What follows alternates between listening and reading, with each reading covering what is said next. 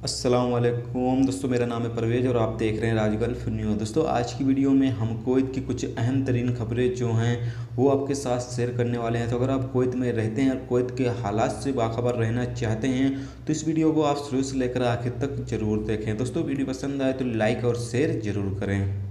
दोस्तों, आज की पहली खबर ये है कि जैसा कि इस खबर के बारे में कल भी मैंने आप सभी दोस्तों के साथ शेयर किया था, लेकिन शायद कुछ मेरे दोस्तों को इस अपडेट के बारे में समझ में नहीं आया, तो सोचा एक बार इस अपडेट के बारे में आप सभी को फिर से बताया जाए, क्योंकि ये अपडेट जो है वो कुवैत में काम करने वाले जो अजनबी लोग हैं उनके लिए बहुत ही ज़्यादा अहम है। तो दोस्तों, आप सभी पता चलें कि संसद यानी कि कुवैत के जो MP सफा अल हैसम हैं, उन्होंने एक बिल पेश किया है जिसमें उन्होंने कहा है कि कुवैत में एक गैर मुल्की का मैक्सिमम लाइफ जो है वो 5 साल से ज़्यादा नहीं होना चाहिए, यानी कि 5 साल तक ही कोई भी जो अजनबी है वो कुवैत के अंदर रह सकता है, उससे ज़्यादा नहीं रह सकता। जैसा कि अभी तक जो 10 साल 15 साल 20 साल जो लोग रहते हैं, उनका कहने का मतलब ये है कि वो जो भी अजनबी लोग कुवैत में आए काम करने के लिए, उनका मैक्सिमम लाइफ जो है वो 5 साल से ज़्यादा नहीं होना चाहिए। आगे उन्होंने कहा है कि गैर मुल्कियों की वजह से मुल्क खतरनाक सतह पर पहुंच गया है और जराइम की शरह बढ़ रही है। अपने बिल में वो कहती हैं किसी भी ऐसे शख्स को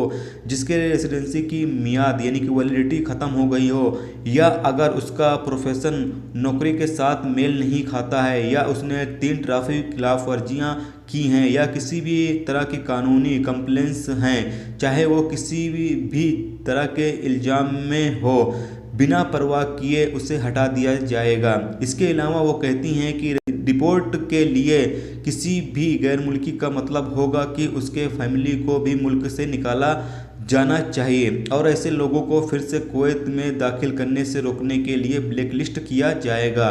तो यहाँ पर दोस्तों, आप सभी को पता चले कि जो लोग अभी गिरफ्तार किए जा रहे हैं वो चाहे लेबर लॉ के खिलाफ वर्जी में हो, या फिर जो लोग दुकानें लगाते हैं गैर कानूनी तरीके से, उन्हें जो गिरफ्तार किया जाता है।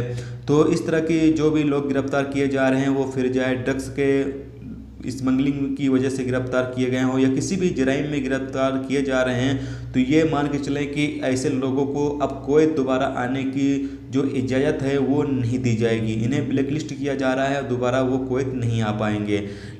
और आगे उन्होंने कहा है कि इसके अलावा नई भर्ती किए गए मजदूरों को अगर वो 40 साल या उससे ज़्यादा उम्र के पाए जाते हैं, या अगर या पाया जाता है कि वो विकलांग या किसी बीमारी में शामिल है, तो उन्हें उनके स्पॉन्सर के जरिए डिपोर्ट किया जाना चाहिए।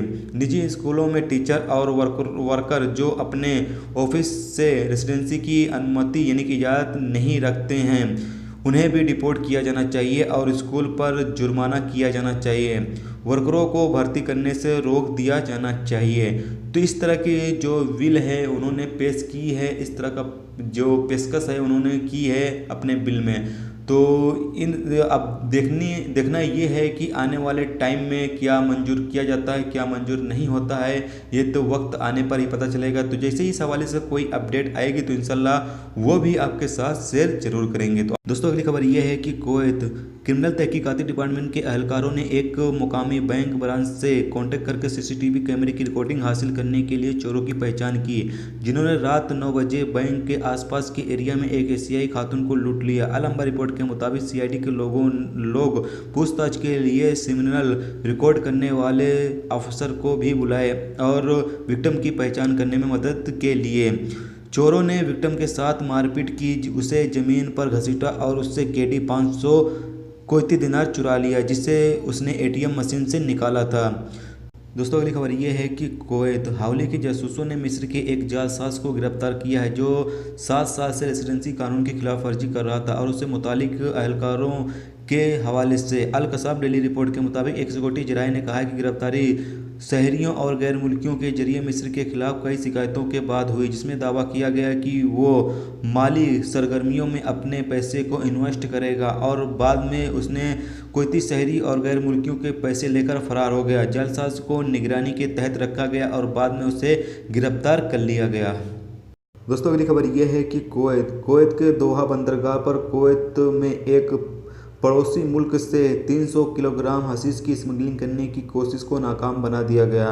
यानी कि 300 किलोग्राम हशीश की स्मगलिंग करने की कोशिश की जा रही थी, जिसको सिक्योरिटी एहलकारों के जरिए नाकाम बना दिया गया। अब बहुत सारे मेरे दोस्त पूछते हैं हशीश क्या होता है। ये एक तरह का ड्रग्स होता है, जिसे कि चरस, अफीम, इस तरह का ये हशीश भी होता है। दोस्तों अगली खबर ये है कि कुवैत म्यूनसिपालिटी इन दिनों कुवैत के 6 गवर्नरेट में जो गैर कानूनी तरीके से सड़कों के किनारे या फिर मस्जिद के बाहर गैर कानूनी तरीके से दुकानें लगाते हैं, उनके खिलाफ सख्त कार्रवाई कर रही है। तो जो लोग भी इस तरह के काम करते हैं ये गैर कानूनी हैं, और अगर आप इस तरह के काम करते हुए पकड़े जाते हो तो आपको काफ़ी ज़्यादा प्रॉब्लम हो सकती है और आपको कुवैत से डिपोर्ट कर दिया जाएगा। तो ये थी दोस्तों कुवैत के कुछ अहम तरीन खबरें जो आपके साथ शेयर की गई। तो उम्मीद करता हूँ दोस्तों ये वीडियो आपको पसंद आई होगी।